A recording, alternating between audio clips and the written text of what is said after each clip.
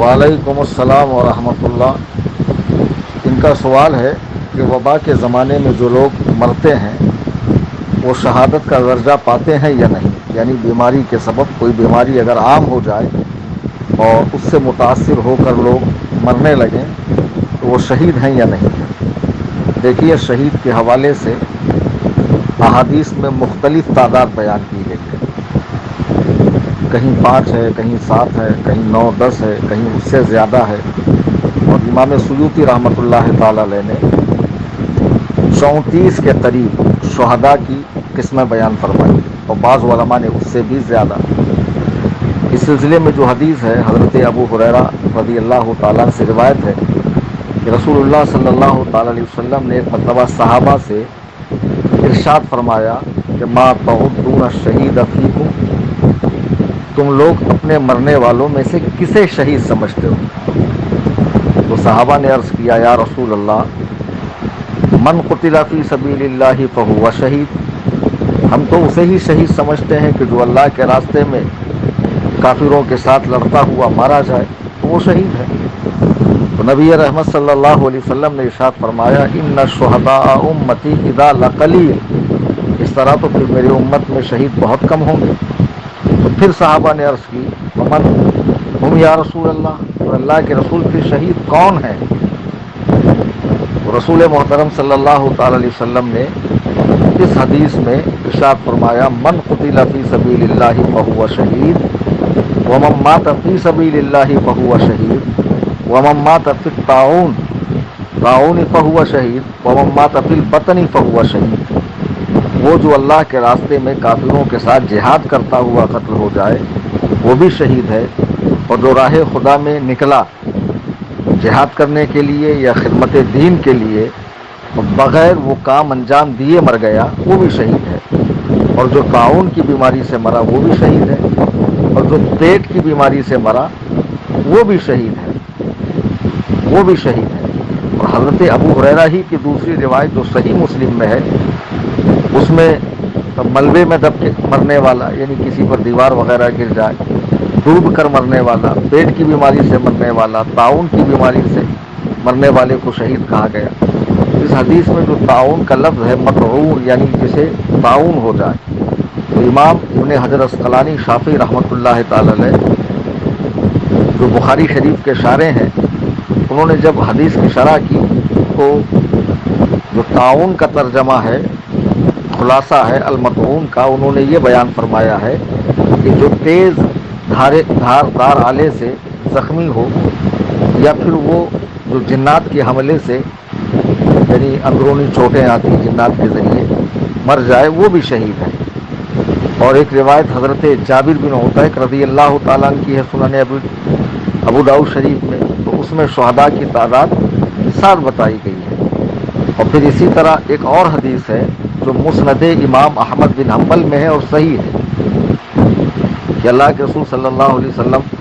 تشریف لائے حضرت عبادہ بن صامت کی عیادت کے لیے، ان کی کچھ طبیعت خراب تھی، رسول محترم صلی اللہ علیہ وسلم تشریف لائے بیمار عیادت کے لیے، اور اللہ کے رسول صلی اللہ علیہ وسلم نے جو صحابہ وہاں موجود تھے ان سے پوچھا، کیا تم لوگ جانتے ہو میرے امت کے شہید کون کون ہیں؟ تو عبادہ بن صامت رضی اللہ تعالی نے عرض کیا کہ اللہ کے رسول صلی اللہ علیہ وسلم،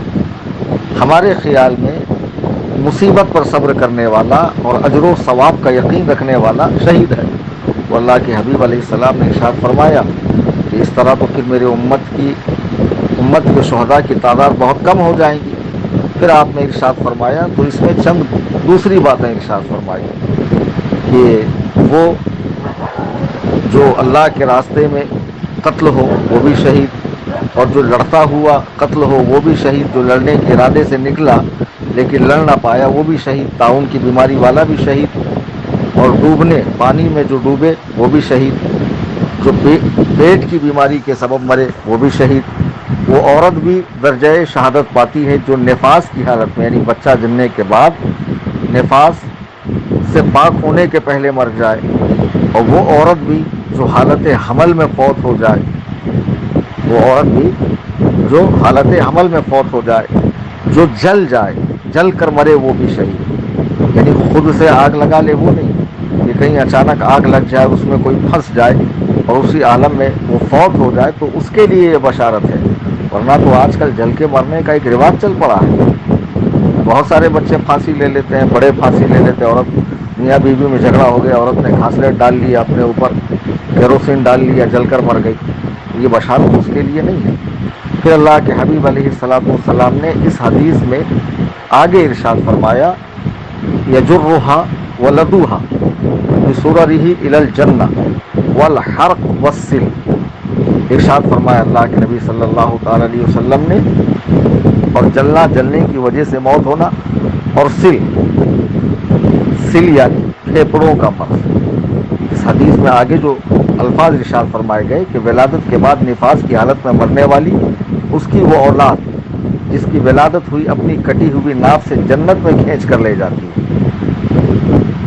جو عورت کے بچہ ہو جائے اور نفاسی کی حالت میں وہ ختم ہو جائے تو اس کا وہ بچہ جو ناف کاٹی جاتی ہے اس کی وہ ناف کے ذریعے اپنے ماں کو جنت میں کھینچ کر لے جاتی ہے، تو وہ عورت درجۂ شہادت کو پہنچ جاتی ہے۔ اور جس کی موت جلنے سے ہو جائے اور جس کی موت سل کے مرض سے ہو جائے، تو سل کا مرض کیا ہے؟ تو تمام حکما اطباء